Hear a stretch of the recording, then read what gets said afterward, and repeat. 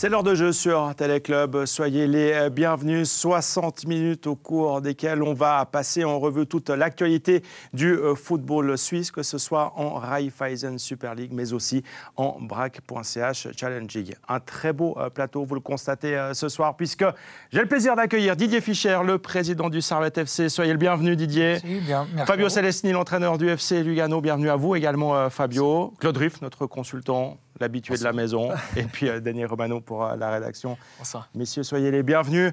Je vais commencer avec vous quand même, Didier Fischer. Vous avez bien fêté? Voilà, j'ai la voix qui déraille encore un petit peu. La nuit a été magnifique. D'une part, une belle soirée, un beau résultat, une promotion à la fin. Des grands moments de bonheur en intimité dans le vestiaire. Puis, après, une longue nuit de réjouissance avec les joueurs et le staff et tous les collaborateurs du club. C'était vraiment sympa. Ouais, Servette promu ce week-end. Grasshopper relégué. C'est ce qu'on retient de ce week-end, hein, Claude? Oui, c'est deux clubs emblématiques. Alors, il y en a un qui, voilà, ils se croisent dans l'ascenseur. Ce n'était pas nécessairement prévu, notamment pour Grasshoppers, qui n'était quand même pas le club numéro 1 qu'on aurait dit, ce club se retrouve en Challenge League. Et puis voilà, Servette, ça fait plaisir de retrouver Servette. On espère que Lausanne arrivera à se glisser, à se faufiler par la petite porte pour au moins faire les playoffs, pour avoir de nouveau le football roman. Parce que le football roman, on l'a connu il y a 10, 20 ou 30 ans, c'était quand même des clubs emblématiques qui tenaient le haut du panier. Bon, Fabio Celestini, j'imagine que vous avez évidemment suivi cette Challenge League, hein, avec Servette et Lausanne qui étaient à la lutte pour la promotion. Oui, bien sûr, on suit la Super League, mais on suit aussi la Challenge League. Et quand il y a des belles équipes comme ça, c'est toujours réjouissant de voir les matchs. Et c'est vrai que le Servette-Lausanne, je pense qu'il y a vraiment beaucoup de personnes qui ont regardé la Challenge League sur ce soir-là. Et de voir 20 000 personnes aussi dans un stade de Challenge League, on n'avait pas l'impression d'être en Suisse, on n'avait pas l'impression d'être en deuxième division. Donc je crois que c'était très réjouissant comme match. 20 000 personnes au stade de Genève. C'était vendredi soir. La fête a été magnifique. Loïc Roffet s'est glissé dans les coulisses de cette rencontre et surtout de l'après-match. On voit son reportage. Puis évidemment, on va évoquer cette promotion de Servette sur le plateau. Encore 10 minutes à tenir pour les Grenats. La fin d'un purgatoire qui aura duré 6 ans. Alors, au moment de fêter cette promotion, la folie gagne les cœurs genevois. Le terrain est envahi à quelques minutes du coup de sifflet final. Anthony Sautier tente de mettre de l'ordre dans ce chaos. Puis le jeu reprend et enfin, la délivrance. L'euphorie s'empare du stade de Genève. Un point suffisait, Servette l'emporte 3-1 sans trembler. On n'a pas peur, nous la pression on la boit. Après, il y a Jérémy, nous a fait une petite manchette bizarre, mais on l'aime quand même. Ça arrive, ça m'a pas perturbé, enfin je pense pas que ça m'a perturbé en tout cas. Ça n'avait pas l'air et ce soir on a montré qu'on était meilleurs de loin et c'est extraordinaire. On l'a fait ou pas? On l'a fait ou pas? J'avais dit. Je vous avais dit que je venais pas ici pour rien. Le Carougeois Anthony Sautier est revenu à Genève en 2013 avec une mission, redonner au club de ses débuts sa place au plus haut niveau. Premier en Super League avec le club de mon cœur en tant que capitaine, je pense qu'il n'y a pas de mots, c'est juste extraordinaire. Dans les vestiaires, on sabre le champagne. J'ai vu jouer le Servette, j'ai vu jouer le Servette. Hey, maman, je suis tombé amoureux. Sur le terrain, les supporters s'impatientent. On va dire bonjour la Super League, on est là la saison prochaine et puis voilà, tout le monde est content. Je pense que c'est une grande joie qui nous anime ce soir. Après avoir attendu leur héros, voilà enfin l'occasion de partager.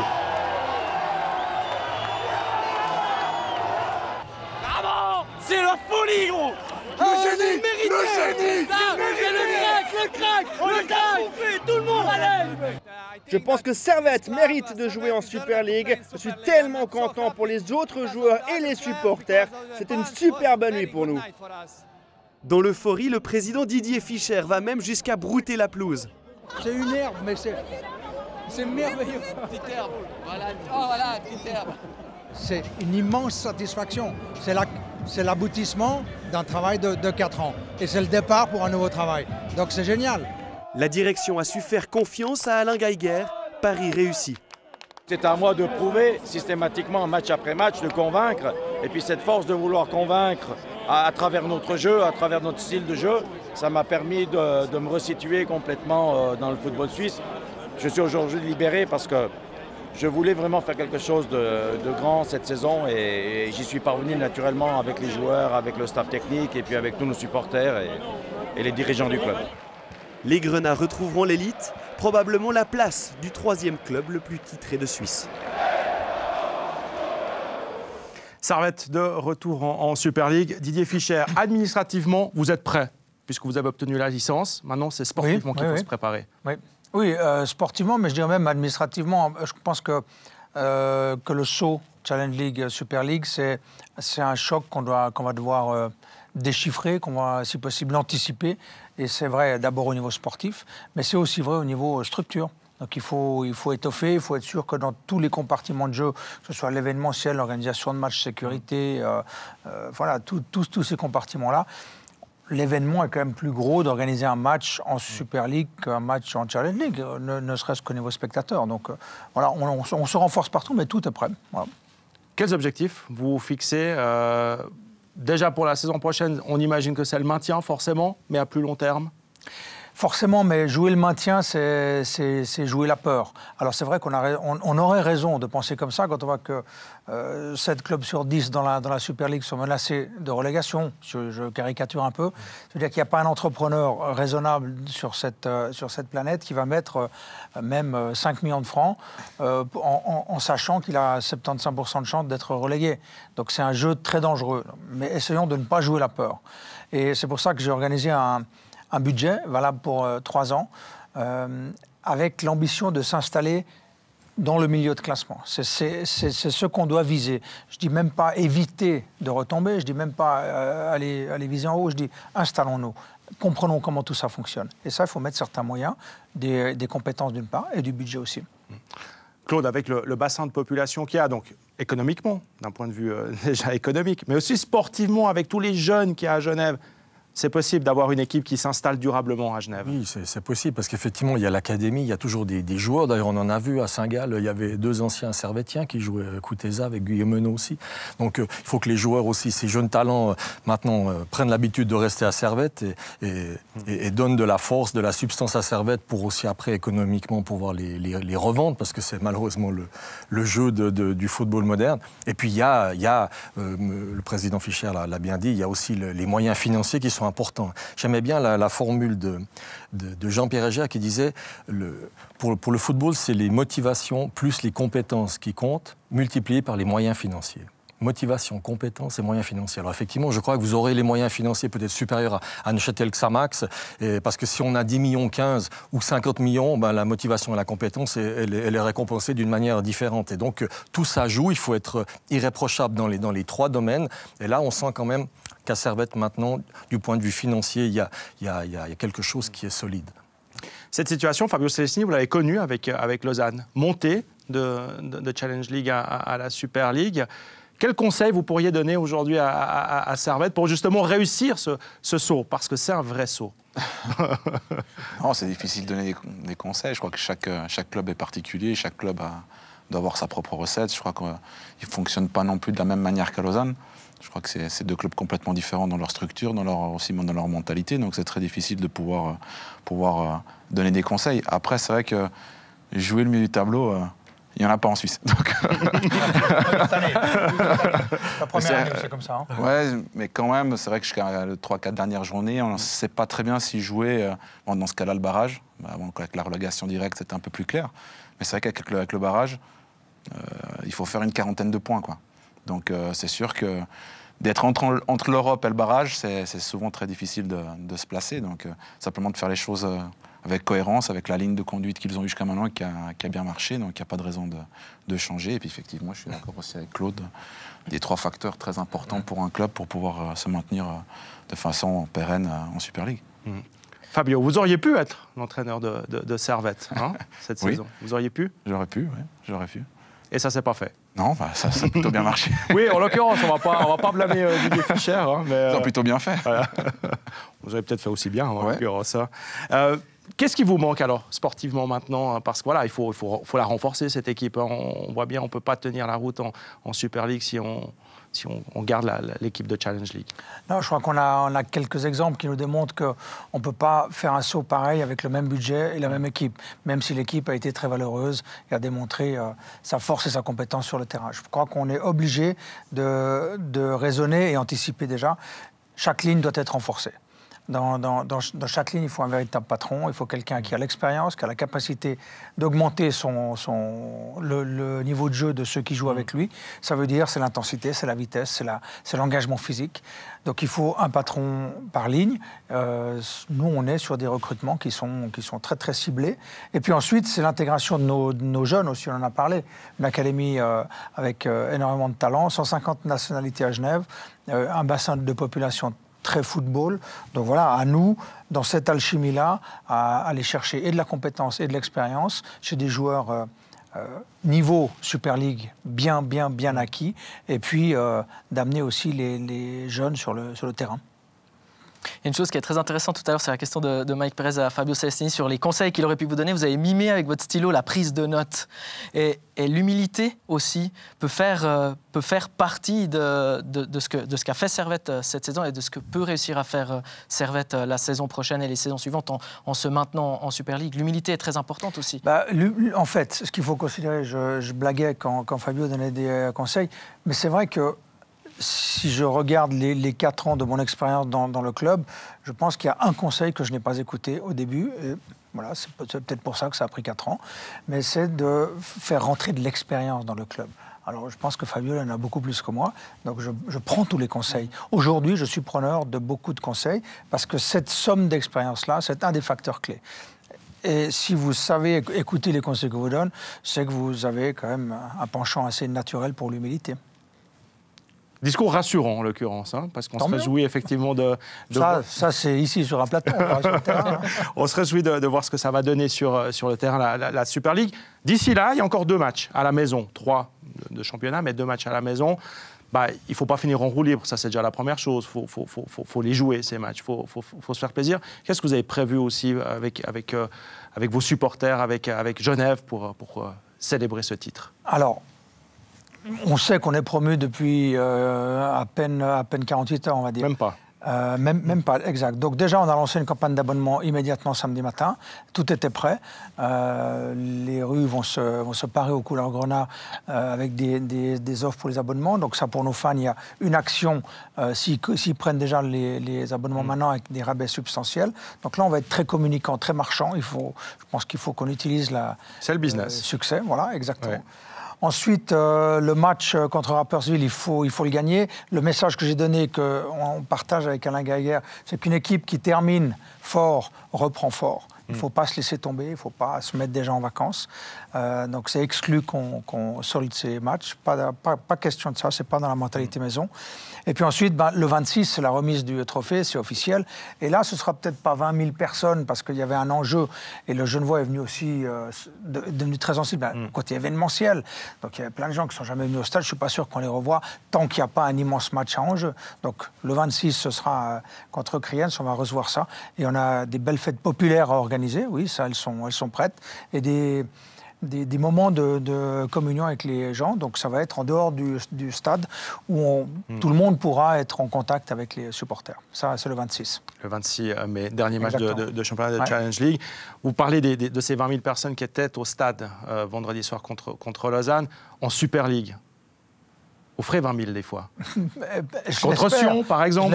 Voilà, on ne peut pas dire Sion que ça, parce qu'on ne sait pas qui va se maintenir, mais ces matchs-là, contre Bâle, contre Young Boys. Bâle, c'est des affiches qui vont attirer. Je me réjouis de recevoir Lugano aussi. Je pense que tous les matchs, s'il y a un petit peu d'enjeu, c'est mieux. S'il y a des grosses écuries qui viennent, enfin, quand les grosses écuries viendront, plutôt Young Boys Bâle, forcément, ça communique différemment. Après, c'est quand même la qualité du spectacle qui va être proposé sur le terrain. Si on prend 6 roues de vélo pour commencer, je pense qu'il n'y aura pas grand monde au stade. Si on est compétitif, ou en tout cas, on joue comme il faut, et en plus, on arrache des points, je pense que le public sera là. Mais 20 000, ce sera dans les très grandes occasions. On vous le souhaite. Est-ce qu'il y aura Lausanne en Super League? Ça, c'est la grande question, parce qu'actuellement, la place de barragiste pour l'équipe de Challenge League c'est chaud et c'est compromis pour Lausanne. C'est compromis avec Haro qui a profité de la défaite de Lausanne vendredi à Genève pour passer devant avec un succès hier contre Schaffhouse, avec le 2-1 qui a été marqué à 10 minutes de la fin par Tazar qui a d'ailleurs déjà signé à Servette la saison prochaine. La course au maintien reste passionnante avec le succès très important de Chiasso contre Rapperswil. Au classement, Servette est promu, Haro passe devant Lausanne, on l'a dit, à 3 journées de la fin. Et puis regardez la lutte contre la relégation. Rapperswil, Kriens, Schaffhouse sont à égalité avec seulement 2 unités d'avance sur la lanterne rouge. Claude, si on fait abstraction de l'extraordinaire remontée d'Haro, pourquoi Lausanne n'est-il pas deuxième aujourd'hui? Il n'y a jamais eu la dynamique que, par exemple, qu'il y avait à Servette et que Haro a connu. C'est que Lausanne a eu 4 matchs, 12 points, a effectivement fait 10 matchs avec beaucoup de matchs nuls, mais il n'y a jamais vraiment cette dynamique tout d'un coup, des matchs références, quelque chose de spécial qui s'est passé, qui est digne des 2 premières places, comme Bâle ou IB était capable de le faire, comme Servette l'a fait à multiples reprises, où tout d'un coup, on perd à la 89e, on gagne 2-1 à la 92e. Quelque chose de spécial, une équipe qui est première ou deuxième du classement, elle a des vertus spéciales, elle fait quelque chose, donc où il y a des accélérations spéciales, des dynamiques spéciale. Et à Lausanne, la dynamique, sincèrement, je l'attends depuis 9 ou 10 mois. Et elle ne vient pas. Elle vient pas. Alors, encore une fois, 3 matchs, 7 points pour Haro qui fera un match nul à Chiasso et 3 matchs 9 pour Lausanne. Ils feront le match de barrage. C'est encore possible. Il ne faut pas croire que Haro, maintenant, la balle est dans le camp d'Haro. 3 matchs, 9 points, il faut les faire. Lausanne sait qu'ils doivent les faire. C'est encore possible. Mais à un moment donné, bien sûr, il y aura aussi... il faut y arriver. Il faudra faire le match de barrage contre qui, on le verra. Si c'est Neuchâtel-Xamax qui est en pleine ascension, ça ne va pas être simple. Donc, Lausanne, si Lausanne est en Super League la saison prochaine, c'est qu'il y a eu tout d'un coup justement ce déclic, cette dynamique qui n'a pas eu lieu jusqu'à maintenant, mais qui pourrait très bien se passer maintenant au mois de mai. Les remontadas, on en a vu quelques-unes là ces derniers jours, alors pourquoi pas Lausanne Sport? Ouais, le cœur lausannois de Fabio Celestini, il doit suivre quand même encore ce qui se passe en Challenge League, évidemment, et j'imagine que vous souhaitez ardemment retrouver Lausanne en Super League. Oui, bien sûr. J'espère vraiment qu'on puisse retrouver Servette et Lausanne en Super League, ce serait fantastique, mais c'est déjà pour le football suisse. Je pense qu'on a besoin dans le football suisse de Servette et Lausanne. Servette un magnifique stade, Lausanne va en avoir aussi un magnifique, donc il y a tout est réuni pour avoir finalement quelques romans avec des belles structures, avec des belles ambitions, parce que Lausanne a des grandes ambitions aussi. On entend la Servette avec un joli projet, mais je crois que Lausanne a aussi un beau projet devant lui, donc ce serait vraiment dommage de ne pas y arriver. Ce serait vraiment dommage de ne pas y arriver, mais pour ça il faut se battre sur le terrain, il faut faire des points sur le terrain, et Haro est en train de faire un grand championnat. Ça va être donc très, très serré. Vous y croyez, vous, encore à Lausanne, pour cette place de barragiste? J'ai l'impression qu'Haro est sur un rythme extrêmement compliqué à contrer. Et pourtant, je suis convaincu que Lausanne a les potentialités. Mais effectivement, c'est un déclic qui manque. Ils ont un discours plus fort que l'engagement sur le terrain. Si on inverse ça... Si on parle moins et qu'on se concentre vraiment, il y a quand même des individualités. Hein. Ils ont potentiellement, Lausanne aurait les moyens de le faire, oui. Merci beaucoup Didier Fischer d'être venu depuis Genève jusqu'à Grange-Paco. C'est long, mais voilà, ça a été un immense plaisir de vous accueillir. Bravo encore. Et on se réjouit de vous retrouver en Super League à partir de la saison prochaine. Merci beaucoup. Vous pouvez sans autre nous quitter, n'hésitez pas. Et nous, on va continuer à parler de Super League avec Fabio Celestini, avec Claude Riff et avec Daniel Romano, puisqu'il y avait donc une journée complète aussi, évidemment, de Super League et beaucoup d'enjeux, beaucoup de choses à voir. Hier déjà, ce match capital pour Neuchâtel-Xamax face au FC Zurich. Match capital puisque Xamax pouvait enfin quitter la place de barragiste et ne plus être ni 9e ni 10e depuis le mois d'août dernier. La condition, c'était battre le FC Zurich et ça avait plutôt bien commencé pour Neuchâtel-Xamax avec l'ouverture du score au retour des vestiaires. 49e minute, la passe de Pouloulou pour Kemal Ademi. 4e but en autant de rencontres pour le joueur qui évolue à la place de Raphaël Nuzzolo, suspendu. À ce moment-là du match, Xamax laissait la place de barragiste à son adversaire, mais Zurich est revenu en l'espace de 7 minutes avec 2 buts pratiquement identiques marqués par Kevin Ruegg sur des passes en retrait venues de la droite. C'est la 3e fois de la saison en 4 matchs que Xamax mène au score et encaisse 2 buts pratiquement coup sur coup en l'espace de quelques minutes contre Zurich. C'était déjà arrivé au Letzigrund en mars dernier et à la Maladière en novembre. Est-ce que Xamax n'a pas marqué un peu trop tôt dans cette rencontre, Claude? Non, ils ont marqué comme ils pouvaient, mais là, il y a une naïveté assez incroyable sur les centres en rétro parce que Xamax est largement en supériorité numérique, donc c'est du 2 contre 6. Et puis les centres ne sont pas couverts et là, Xamax se retrouve en difficulté. Non, ils ont marqué au bon moment, mais peut-être qu'ils ont cru que le plus dur était fait. C'était aussi un peu l'impression en regardant le match.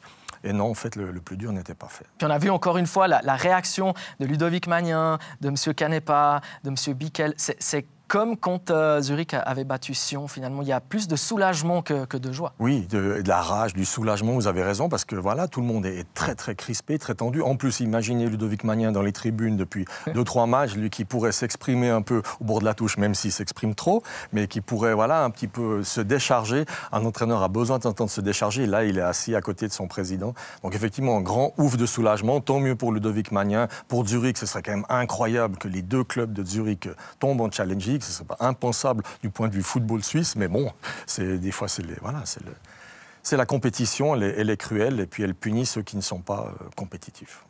Xamax, un de vos futurs adversaires, Fabio. Oui, l'avant-dernière journée. Et ils sont, alors malgré ce petit coup d'arrêt contre Zurich, là, ils sont vraiment sur une excellente dynamique. Actuellement, Stéphane Anchaud a su redonner confiance à l'équipe. Oui, ils ont fait 23 points depuis février, nous on en a fait 22. On était les 2 équipes un petit peu que tout le monde pensait qu'on allait rester en bas et on a surpris pas mal de monde en faisant effectivement un parcours européen quasiment avec 23 points et 22 points. Et ce que Xamax a fait est remarquable parce que chaque match, ils sont d'une compétitivité incroyable. On croit que ça va toujours retomber, ça ne retombe jamais. Et aujourd'hui, ils sont à 3 matchs de la fin avec quand même une possibilité de ne pas faire les barrages. Donc c'est fantastique. Un petit mot peut-être sur ces coachs Roman, Anchaud, Magnin, vous aussi en Super League. Ça fait plaisir de voir ces coachs qui reprennent des équipes, ces anciens joueurs. Oui, c'est toujours plaisant après quand on les rencontre de se saluer dans un autre cadre que celui de joueurs de football en équipe de Suisse parce qu'on avait l'occasion de se rencontrer lors de ces moments-là. C'est toujours plaisant de se voir, de se regarder, de se dire qu'on fait un petit bout de chemin ensemble et qu'on est des rivaux pendant... L'espace de 90 minutes, voilà, y a pas on oublie. Même si ça se passe très très bien, autant avec Ludo qu'avec Stéphane, ça reste toujours très cordial, et même si de temps en temps il y a quelques regards, mais c'est toujours avec un immense respect les uns pour les autres, donc ça se passe très très bien. Et Claude Riff, il apprécie de voir ces jeunes entraîneurs suisses. Oui, en plus bien sûr, parce qu'il y a aussi à Lucerne, il y a Thomas Eberli, il y a Marc Schneider, c'est intéressant bien sûr de les voir. Mais il faut reconnaître, Fabio, je ne sais pas si tu partages, que c'est quand même plus facile d'être joueur que d'être entraîneur. Ah oui, j'ai toujours dit que je préférais largement jouer que d'entraîner. On est d'accord.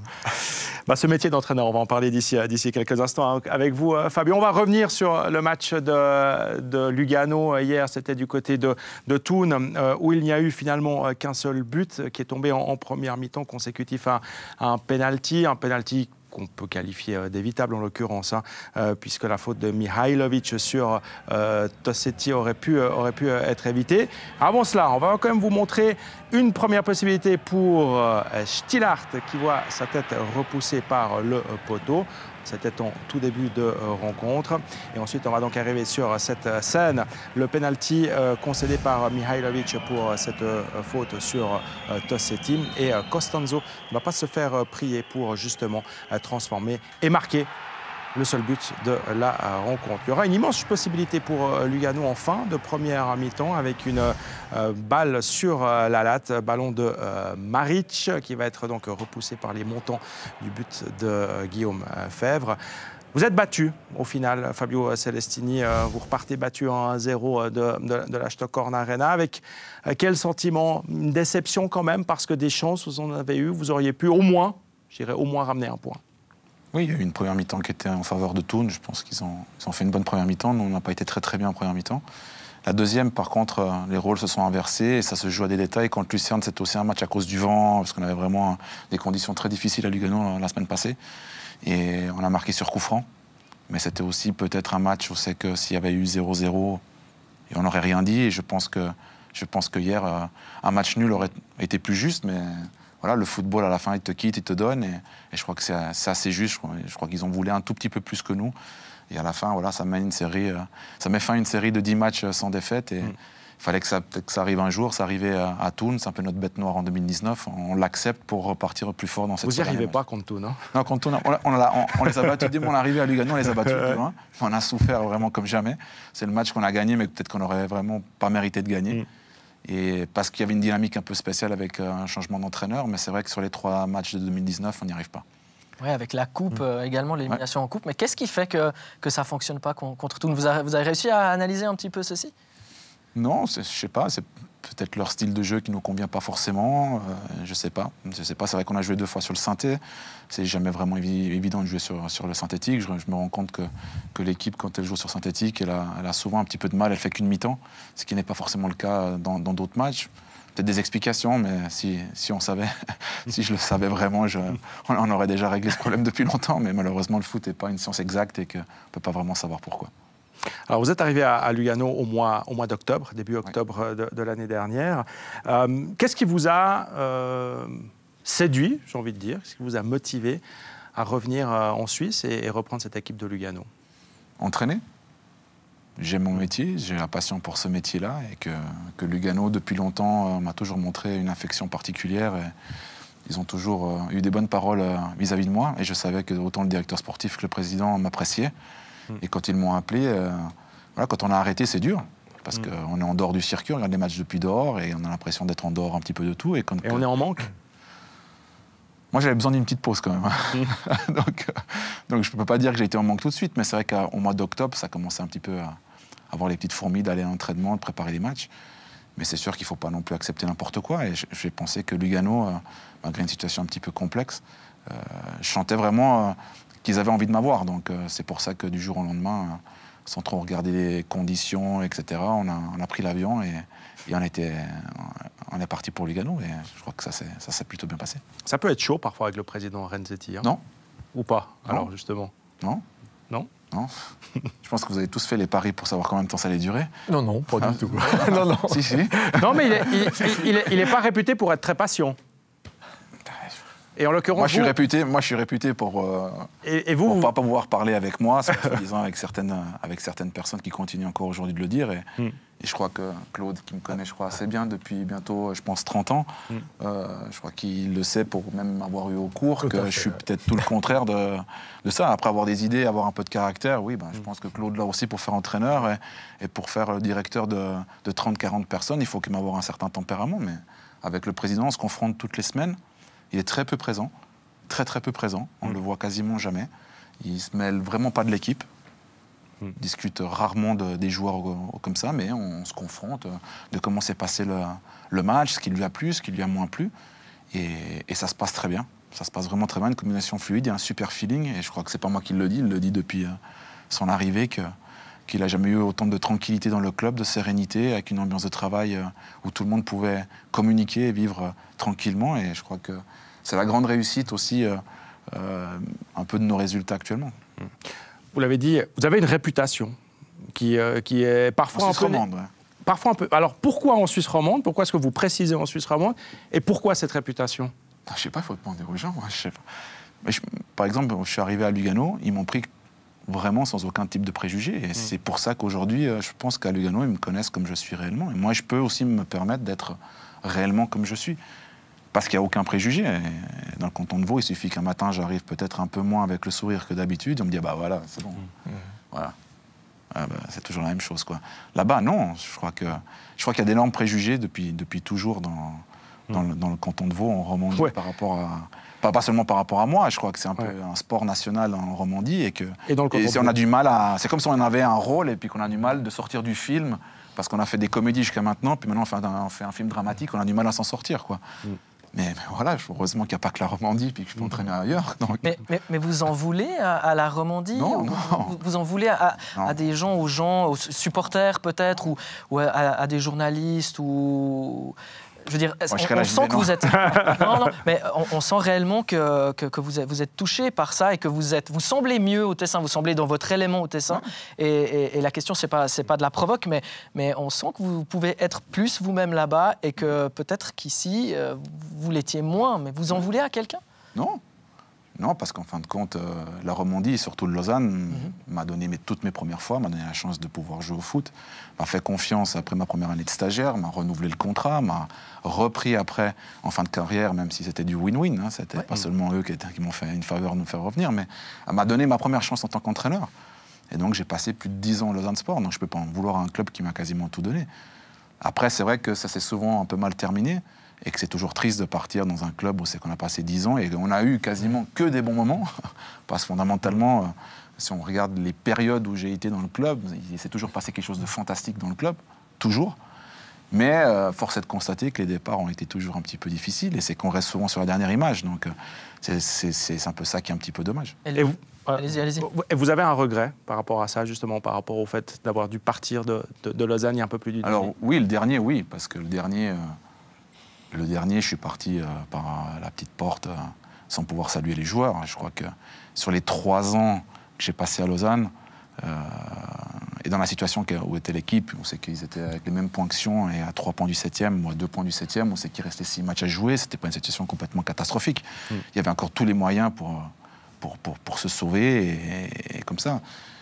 C'est vrai que c'est un peu triste parce que je crois qu'on a donné le 2000% de nous-mêmes sur ces 3 ans-là et savoir où c'est qu'était le club quand on est arrivé et où c'est qui était le club et toute la structure, tout ce qu'il y avait eu et même le changement, je dirais, de propriétaire du club. Il y a quand même un grand travail qui avait été fait. C'est vrai que ça vous fait pas plaisir quand vous rentrez à la maison, quoi. Mais après, ça fait partie du cahier des charges d'entraîneur et qu'on doit l'accepter, mais ça n'empêche pas que ça laisse quand même des signes parce que c'est là où je suis né, c'est là où c'est que j'ai ma famille, c'est là où c'est que c'est pas... Donc moi aussi, je vis pas de la même manière mon métier et les résultats à Lausanne qu'à Lugano. Je peux être beaucoup plus serein, beaucoup plus tranquille à Lugano qu'à Lausanne. Il y a peut-être moins d'émotionnel, en l'occurrence. Exactement. Ouais. Vous avez su rebondir à Lugano et on en est très content pour vous, Fabio Celestini. On va continuer à parler de cette 33e journée de Raiffeisen Super League. On va continuer à dérouler les matchs. Avec la rencontre au sommet, Dany, entre IB et Bâle. La rencontre au sommet, le choc de la 33e journée, le seul match qui n'avait aucun intérêt comptable, mais on ne peut pas dire qu'on ne s'est pas amusé du côté du Stade de Suisse avec une entrée en matière assez impressionnante de la part des Bâlois. Dès la 4e minute, Garcia se fait déborder par Okafor. Le centre du Bâlois est très mal dégagé par Von Bergen. So glisse et Frey peut envoyer la frappe au fond des filets avec un Von Balmos pas très à son affaire non plus. 1-0 et 5e but de la saison pour Fabian Frey. Une intervention difficile quand même pour le gardien de but. Qui est masqué probablement aussi un petit peu, puis ce ballon qui arrive quand même fort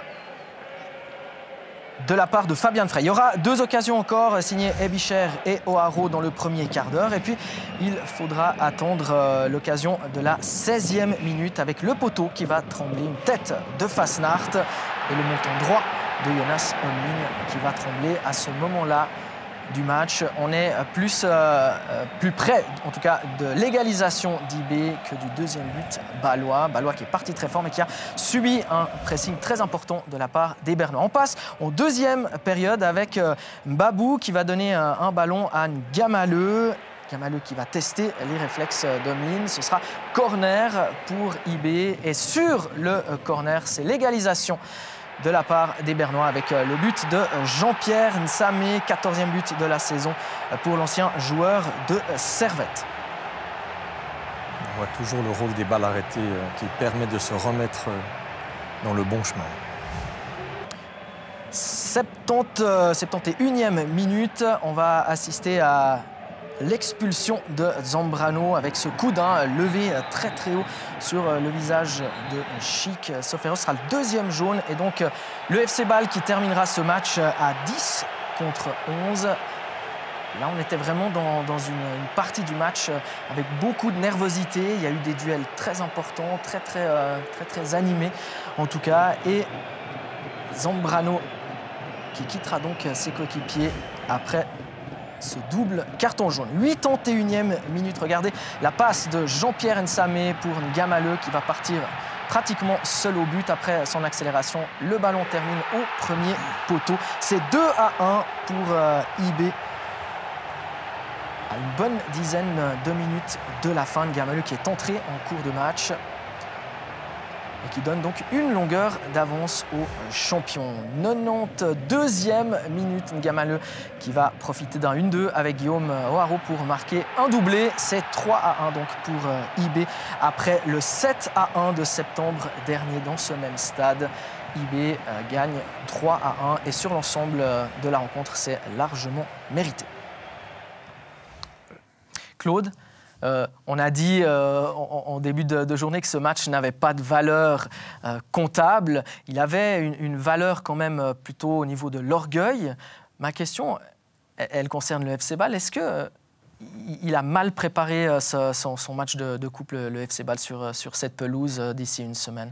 Parce qu'on en a parlé en début de journée, finalement. Ça ne sera pas le même adversaire. On voit à 85 points maintenant Young Boys, et ils montrent qu'ils sont les plus forts depuis 2 ans. C'est l'équipe la plus forte. Dans les matchs justement décisifs, c'était 7-1, c'est 3-1. Ils perdent 0-1, ils sont capables de renverser la vapeur. Donc voilà, IB survole, c'est bien joué. Ça va être intéressant la saison prochaine, parce que Bâle ne peut pas accepter et continuer comme ça à être le dauphin des Bernois. Donc un championnat intéressant, en tout cas pour les 2 premières places. On peut imaginer qu'il y aura ces 2. Puis maintenant, la finale de la Coupe, c'est quand même autre chose. C'est Thun. Il y aura certainement, Bâle va certainement avoir plus la possession du ballon. Il n'y aura pas les contres aussi percutants du côté du FC Thun. Mais un match piège, parce qu'une finale de Coupe, c'est du 50-50, terrain neutre. Donc on peut se féliciter aussi que le match se déroule à Berne. Il faudra aussi évaluer, évidemment, évaluer le mercato estival. Mais la saison prochaine, IB et Bâle, ce seront de nouveau les adversaires à battre. Avantage IB ou Bâle? Difficile à dire, mais je pense quand même IB. Je crois qu'ils sont dans une dynamique exceptionnelle et que Bâle est un peu en reconstruction. Après une longue série d'années, on sait qu'ils ont fait un peu ce qu'ils sont en train de faire maintenant IB. C'est un peu le tour d'IB. Et que ça va être difficile quand même de les arrêter, parce qu'on sent vraiment une grande force d'esprit d'équipe. On voit vraiment que c'est sérieux aussi en termes de gestion du club. Maintenant, c'est vrai qu'ils ont perdu pas mal de monde aussi, IB, durant l'hiver. Ils vont en reperdre sûrement un petit peu aussi durant le mercato. Donc il faudra aussi voir les différentes options que prendra IB.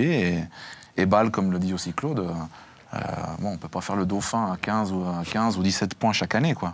Donc je crois que Bâle aura quand même envie de se battre au moins jusqu'à la dernière journée pour voir qui sera champion.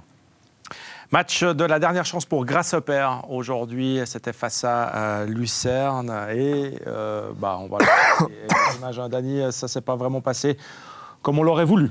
Un triste match de la dernière chance même, j'ai envie de dire, pour Getse qui a perdu les pédales dans cette rencontre. Il y a un joueur qui a crevé l'écran d'entrée du côté lucernois, c'est Blessing Eleke qui va ouvrir le score à la 25e minute sur une passe de Ruben Vargas. Passe en retrait de la part de Vargas, et puis Eleke qui avait déjà été très dangereux dans on va dire le premier quart d'heure, qui ouvre la marque. Un joueur qui s'affirme vraiment dans le championnat de Suisse. Qui est très intéressant et qui ne va pas s'arrêter là. On va le retrouver quelques minutes plus tard, 2 minutes plus tard plus précisément. C'est lui qui donne cette balle à Vargas. Il lui rend la politesse, assiste d'Eleke, but de Vargas, et puis Lindner qui commet une faute de main là. Oui, je crois que Fèvre a sorti le même ballon pratiquement contre Lugano. C'est cette frappe de juste devant. Et là, Lindner, c'est pas coutumier du fait. C'est un petit peu raté là. Fin de première période, un penalty et une expulsion avec l'arbitre qui va sortir Basic pour cette faute de dernier recours sur Demachaï. Et c'est Demachaï lui-même qui va s'occuper de tirer ce penalty. Lucerne qui a la possibilité de marquer le 3e but, mais Lindner se rattrape bien. C'est toujours 2-0 au moment de rentrer dans les vestiaires. Mais on se dit que Getse n'a que très peu de chances de revenir dans ce match. 63e minute. On va aggraver le score côté lucernois avec encore lui, Blessing Eleke, qui marque son 13e but de la saison. Et c'est une nouvelle passe décisive de la part de Vargas. Quelle confusion derrière, là, ces 2 défenseurs zurichois. 3 minutes plus tard, Un nouveau but pour Lucerne avec cette frappe de Votsa qui va être déviée au passage par Diani qui dévie donc ce ballon dans son propre but. 4-0, là c'est de nouveau 2 buts encaissés coup sur coup comme en première période. Il y avait 2 minutes entre le 1 et le 2-0 et 3 minutes entre le 3 et le 4-0.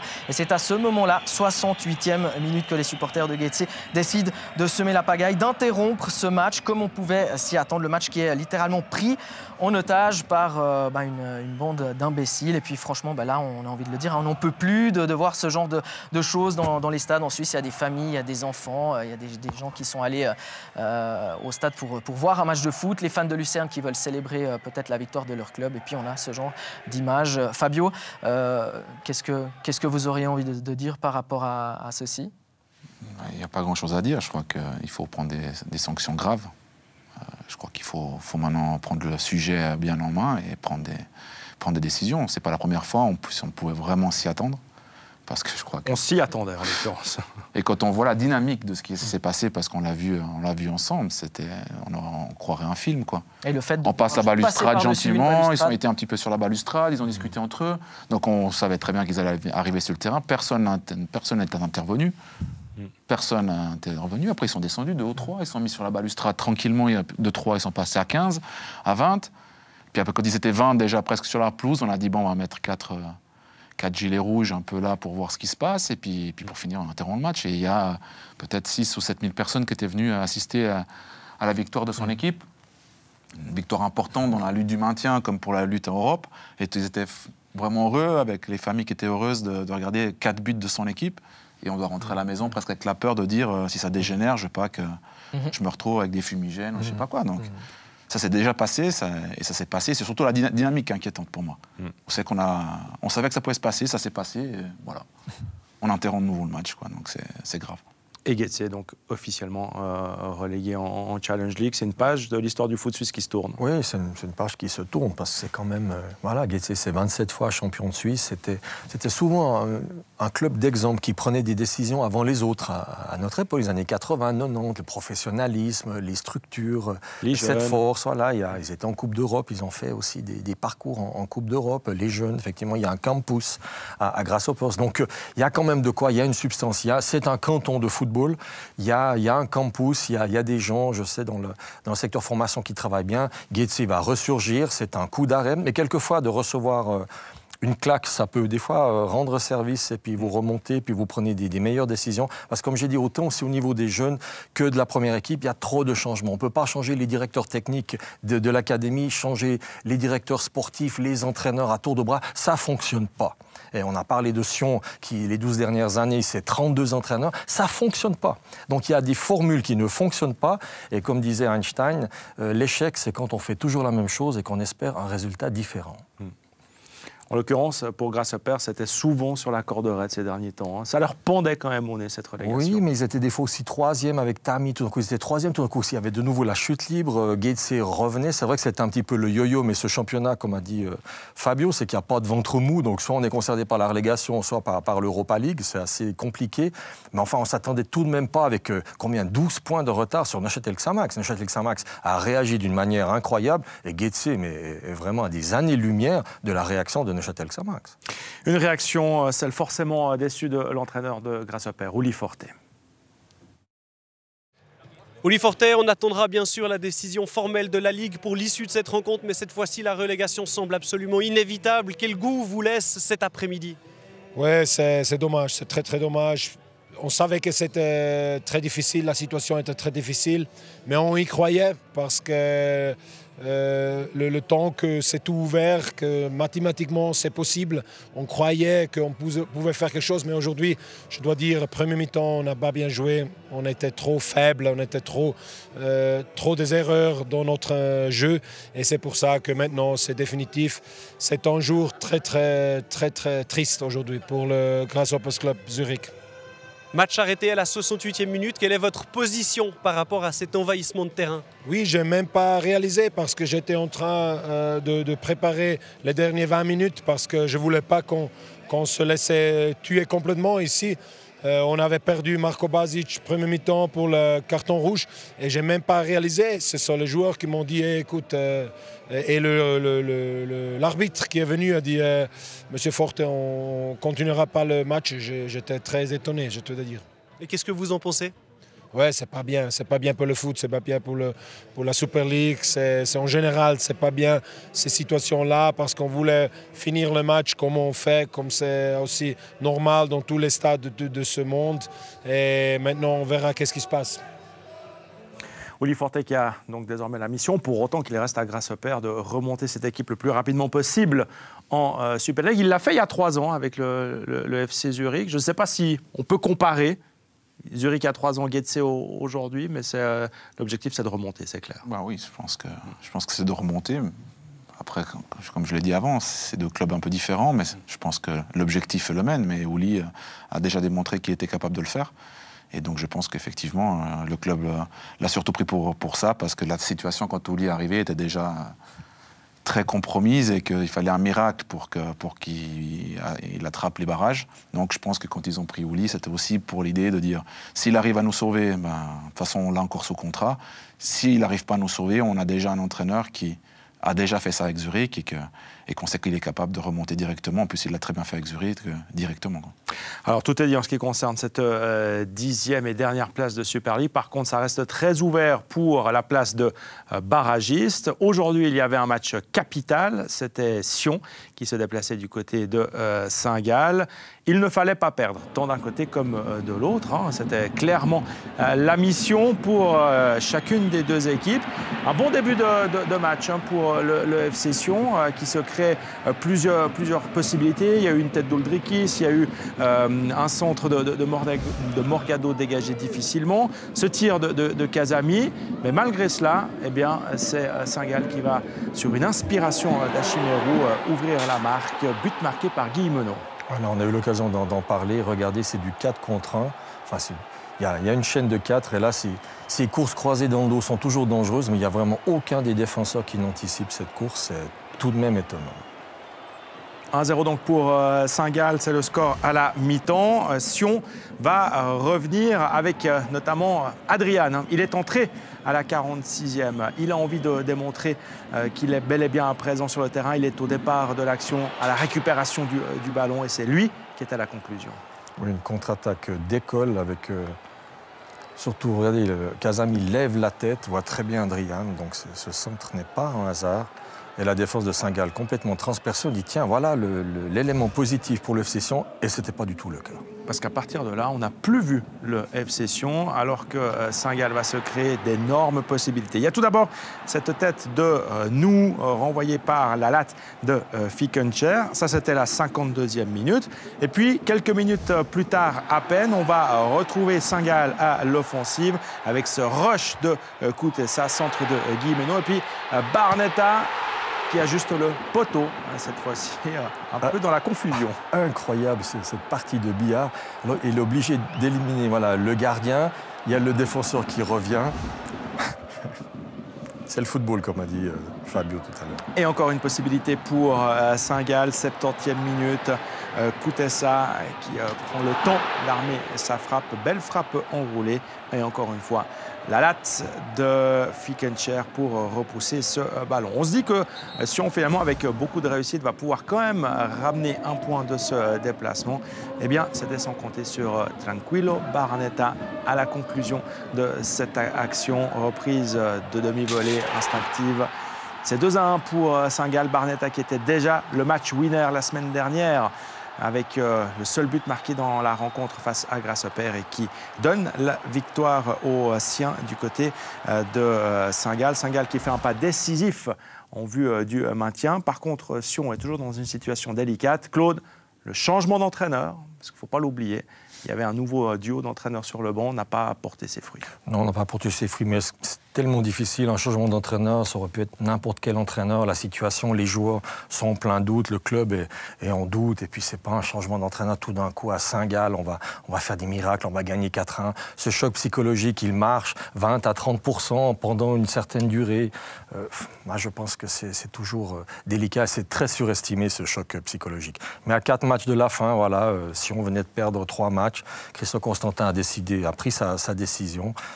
Mais pour Sion, qui a fait une bonne première mi-temps, une première mi-temps correcte, la deuxième mi-temps a clairement montré qu'en fait la défense, elle ne tient pas. C'est qu'il n'y a pas une défense, on dit bien, Yakin n'a jamais trouvé sa chaîne de 4 et notamment sa défense centrale. La défense centrale, si elle est forte, Fabio joue avec 3 défenseurs centraux par exemple, et ils tiennent la route, vous encaissez très peu de buts en 2019, et quand on encaisse peu de buts comme Neuchâtel-Xamax, on fait 1,5 points par match, hein, c'est votre comptabilité au deuxième tour, et puis Sion, ben voilà, avec la charnière centrale qu'ils ont, c'est impossible de faire 1,5 points par match.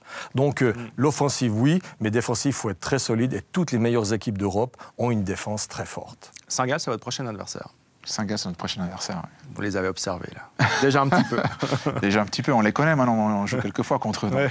C'est vrai qu'en Suisse, dans les derniers matchs, il y a quand même peu de surprises, on commence à les connaître.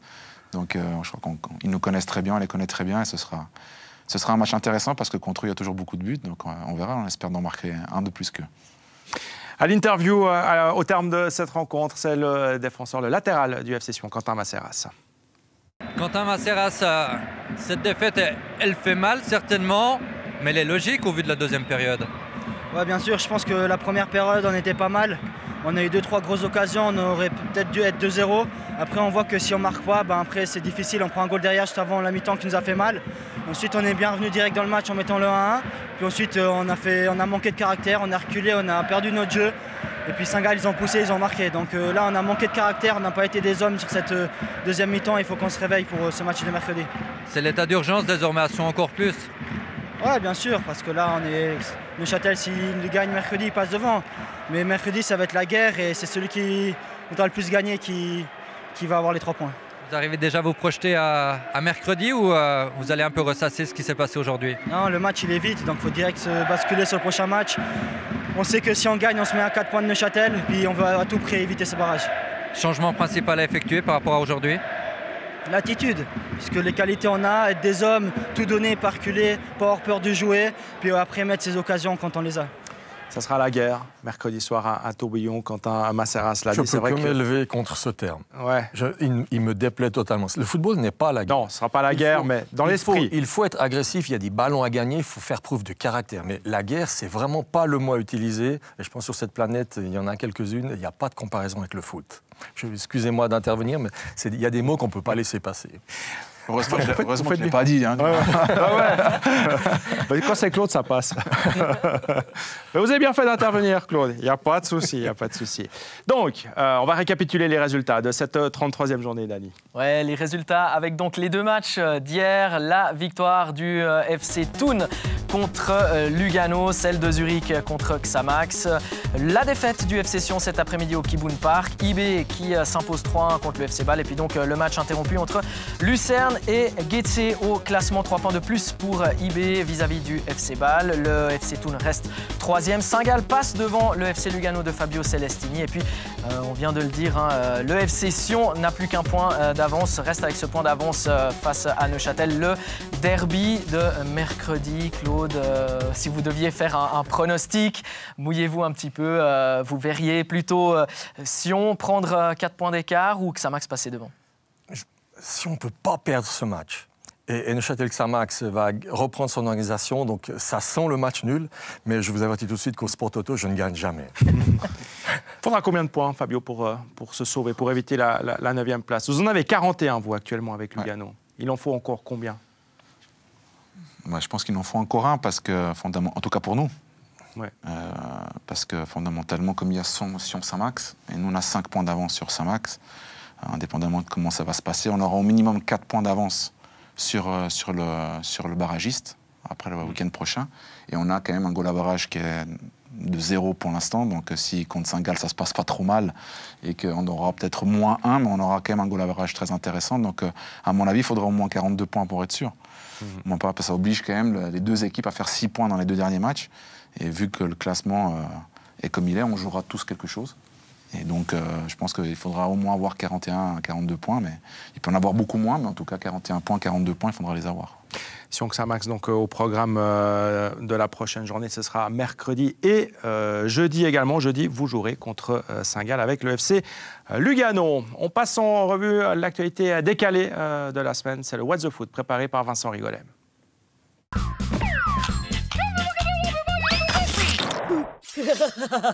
La pluie, le froid, on n'a pas été épargné dans ce début du mois de mai. Et même quand il ne pleut pas, certains arrivent à se faire arroser. La finale de la coupe, ah là là. Voilà. C'était du direct?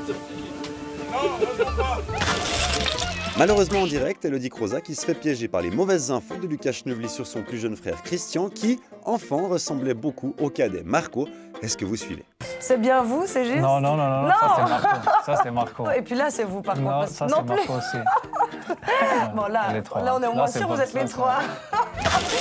On met beaucoup de cœur dans nos sujets. Ils sont un peu comme nos enfants. Un sujet de nos confrères suisses alémaniques adopté par Loïc Refait.